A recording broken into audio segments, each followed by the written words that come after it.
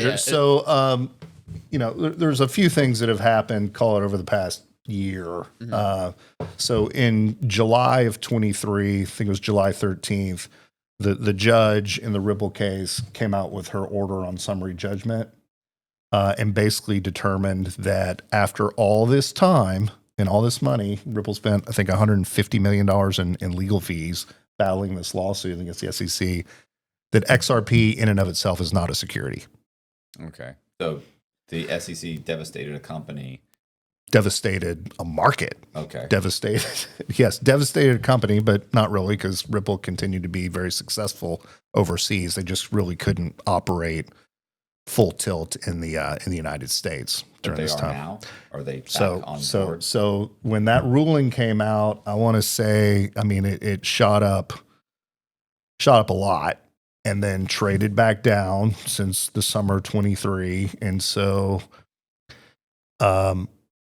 now you've actually got to, so in the order, there was 3 buckets of transactions that the SEC had put forth saying were securities transactions.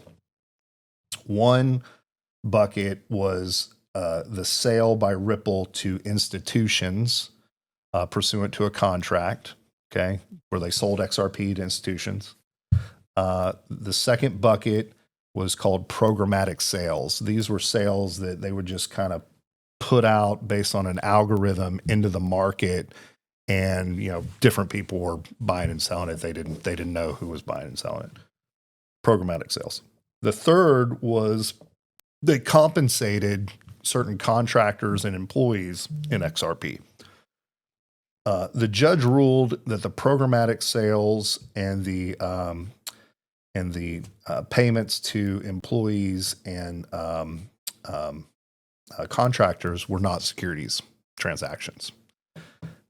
She ruled the institutional sales were securities transactions because there was a contract and that the institutions were sophisticated and the type of people who would have expected Ripple to go out and do things to increase the value of the XRP that they were acquiring in that contract. So that's why it wasn't like over in July of 2023. Then we had to go through a whole penalties phase. The SEC initially came out and asked for $2 billion in penalties from Ripple. Ripple argued for less than 10 million. Right.